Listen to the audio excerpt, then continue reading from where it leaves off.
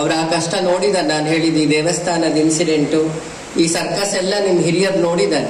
ಹಳೆ ತಟ್ಟೆಲು ಮಂಗಳಮುಖಿಯರ ಕೈಲಿ ಯಜ್ಞ ಮಾಡಿಸಿದೀವಿ, ವಿಧವೆಯರ ಕೈಲಿ ಸುವಾಸಿನಿ ಪೂಜೆ. ಅವರಿಗೂ ಯಾಕೆ ಹೆಣ್ಣು ಹುಟ್ಟದಲ್ಲೇ ಕುಂಕುಮ ಇಟ್ಕೊಂಡು ಬಂದ. ನಾವೇನೇ ಆಚರಣೆ ಇರಲಿ, ಕಂದಾಚಾರ ಇತ್ತು, ಆಮೇಲೆ ಅದು ಸಂಘಟನೆ ಆಗಿದೆ. ಒಬ್ಬ ಬ್ರಹ್ಮಶ್ರೀಯ ತಪಸ್ಸು ಛಲ ಈ ಮಟ್ಟಕ್ಕೆ ನಿಮ್ಮನ್ನು ತಗೊಂಡು ಹೋಗಿ ನಿಲ್ಲಿಸುತ್ತೆ ಅಂದಮೇಲೆ ಅದು ಹೇಳ್ತಾನೆ. ನಮ್ಮ ವಿಖ್ಯಾತನಂದ್ರು ಬಂದ್ರು, ಅವರು ಶಿವಗಿರಿಯ ಸಂಘಟನೆಯನ್ನ ನಾವು ನೋಡೋ ಅಭ್ಯಾಸ ಮಾಡಿ ಸೀರೆ ಕೊಡ್ತೀವಿ.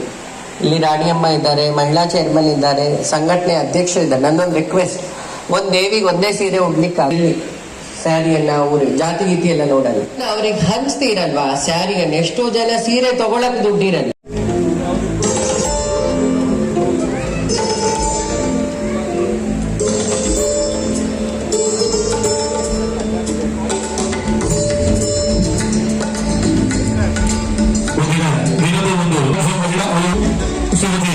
ಡಾಕ್ಟರ್ ನಾಗಲಕ್ಷ್ಮಿ ಚೌಧರಿಯವರು,